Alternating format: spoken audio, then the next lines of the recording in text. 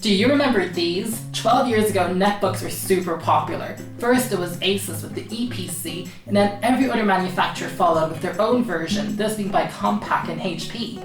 But then in 2010, a little something called the iPad happened. And between the netbooks and the iPad, we all know who won that battle.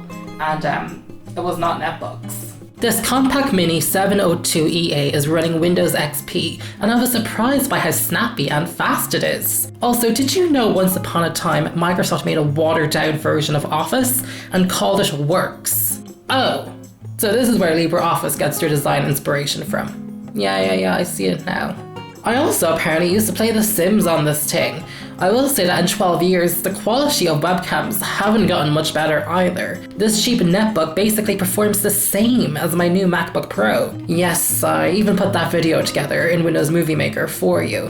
But it's 2020. Windows XP isn't safe at all to run. Microsoft has declared it dead for 6 years now, so this video serves as a public service announcement, especially to you, Grandma. You cannot be browsing the internet in Windows XP anymore. It's time to upgrade. But in today's video, I'm going to show you how. This project didn't go how I had planned it. I had previously championed Neverware's Google Chrome operating system on my upgrade project last year, but since then they actually discontinued support for 32-bit processors, which this netbook has. But I even had these Chrome stickers ready to go. That actually means there's only 3 paths that this netbook and you can take with an old laptop. You can stay on Windows XP, you can upgrade to some form of Linux, or we can upgrade it to Windows 10.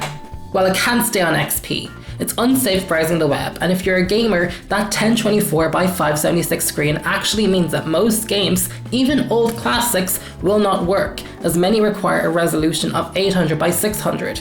You can see that with the way the bottom of the UI in The Sims is cut off. When it came to Linux, I really wanted to use Elementary OS, you know, the one that actually has a nice user interface, but they don't support 32-bit processors either. I found Linux Mint to be the best version for this netbook. It looks a lot like Chrome OS and Windows, meaning for typical computer users it should be easy to use. I tried 2 variants of it, Cinnamon and XCFE, and while I much preferred the layout of Cinnamon, the Windows 95 user interface of XCFE performs much faster on this netbook. While setup and installation only took about 2 hours in total, it did have trouble finding my Wi-Fi card, and I had to manually install the driver and its dependencies through Terminal. That said, the trackpad worked, including the scrolling, allowing for easy web browsing. When it comes to the experience of using Linux Mint, with Firefox I was able to browse the web, and it performed on par, if not better, than Windows XP.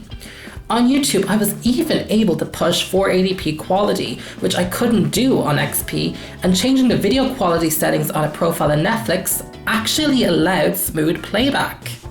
YouTube and Netflix only worked if that was all I was doing on it, and likewise you can just about listen to music on the Spotify web player while creating a document in the online version of Microsoft Office. Mint never used more than 1 gig of RAM, and if your system is low on memory, Linux Mint might be your only upgrade choice by default. Now I will say there's not much more to it than the Firefox web browser. I tried installing Skype and Spotify onto it and I just couldn't get that to work. But you can do a lot inside of a web browser these days, including Spotify. Google Docs and Office Online from Microsoft worked fantastic on the system, and I do think that this is a great, if not even better, substitute than Google Chrome OS, which is what I wanted to use. Most importantly, Linux is free, and I was even able to get the latest version, which is supported until 2023. It's also easy to install on the netbook. I used a free tool called Balena Etcher, and I just simply booted off the netbook. Linux Mint offers instructions on a website that will help you put it onto your system. But then it was Microsoft's turn with Windows 10, and I have to say, I was kind of surprised it even worked. My favorite thing is that I detected every driver, so the Wi-Fi, webcam, and microphone worked straight away. However, it also took much longer to set up because once I logged in, the system immediately wanted to download new updates and other services in the background, making the netbook very slow. I was also really frustrated that Microsoft has now made it mandatory that you must sign in with a live account to even use the computer. I followed a guide from Windows Central on how to optimize Windows 10 for older hardware. Disabling search and visual effects in particular worked great for this netbook to remove pressure from the CPU and graphics. I also disabled notifications and made updates manual as background tasks were pushing the CPU to its limits. After a while and a few reboots, the performance did improve. I really enjoyed using the dedicated apps for Netflix, Spotify and Skype. Since it's Windows, you can also download and have the full power of Microsoft Office, not just the light web apps, and you get the new Windows user interface, which also looks great. The Netflix app runs fantastic and feels really optimized for the netbook, as did Skype. But Spotify was quite a resource hog just to play internet music. Firefox performed the best compared to the Chromium version of Microsoft Edge. However, unlike Linux Mint, where I was able to push 480p, I was lucky to get relatively smooth 360p playback on YouTube. Also, even with all the optimization hacks, you'll still need 2 gigs of RAM to run Windows 10, as it used well over 1 gig, even when idle. While I had no problem doing the tasks and tests on this laptop, it is much slower than Linux Mint and even Windows XP. There's always just a general sluggishness to using the system, even opening up the file explorer there to browse the hard drive. Another thing to consider is that Windows 10 is not free. You're going to have to pay for a license. However, if you can live with a watermark on the corner of your screen and not being able to change the wallpaper, you can use Windows 10 for free indefinitely, unless Microsoft changes their policy in the future. One great thing about Windows 10 is that it's probably going to last forever. It's going to last for at least the next 5 years, and it's probably going to last much longer than this newly resurrected netbook will. So those are the 2 upgrade options you can perform on an old netbook and laptop. And if you have a lot of time on your hands. You can even triple boot them, which is what I did here. What's great about Linux Mint is that it can be installed to about anything, so I have that on this SD card, while Windows XP and Windows 10 share the internal hard drive. If you had to pick one operating system, it will ultimately come down to what you want to use the netbook for. If you purely want to browse the web, then I highly recommend Linux Mint XCFE for its fast speed.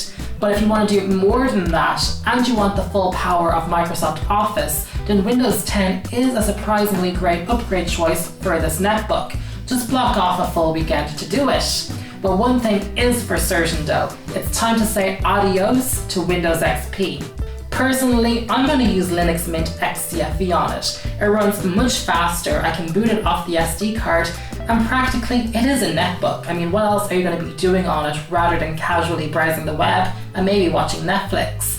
But again, as I said at the start of the video, nothing does that better than my iPad. Now you might think that's it for this netbook, but there's more to come. I actually ordered some items from the internet, and in a future video I'm going to take apart, hopefully put back together, and mod this netbook. So subscribe to the channel and hit the notification bell to stay tuned for that video, and you get to see what colour I transform this netbook into. It's going to be very exciting. There's going to be spray paint involved. But other than that, if you have any questions or suggestions when it comes to Linux Mint or Windows 10 on a netbook, you leave a comment below. I'd be really curious to get your opinion on that. And if you found the video helpful, or maybe you're going to do this on an older system you have lying around somewhere, do give this video a thumbs up. I'd really appreciate it. But other than that, I hope you guys stay safe and stay well, and I'll see you all in my next video. Bye.